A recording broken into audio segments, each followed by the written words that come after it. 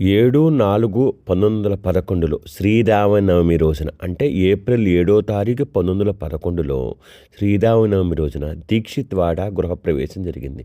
దీక్షిత్ గారి సోదరుడైన బాపు దీక్షిత్ పెద్ద కాంట్రాక్టర్ని సంప్రదించి వారి చేతనే ఒక వాడని నిర్మించారు. వాడ పై భాగంలో దీక్షిత్ గారి కోసం, కింద భాగం సాయిని దర్శించడానికి వచ్చే భక్తుల కోసం కేటాయించారు. ఆ తరువాత ఈ వాడను భోజనాలయంగాను, టీ క్యాంటీన్గాను మారి ప్రస్తుతం బాబా వాడిన వస్తువులన్నిటినీ అక్కడికి చేర్చి ఒక మ్యూజియంగా చేశారు. ఎంత గొప్ప ధన్యుడో చూడండి దీక్షిత్. ఆయన నిర్మించిన వాడలోనే బాబా గారు వాడిన వస్తువులన్నీ, జీవించి ఉండగా వాడిన వస్తువులన్నీ అక్కడ భద్రపరచడం జరిగింది. మనందరం దర్శించే మ్యూజియంగా ఏర్పాటు చేయటం జరిగింది. మరి ఎంత చిరస్మరణీయుడో దీక్షిత్.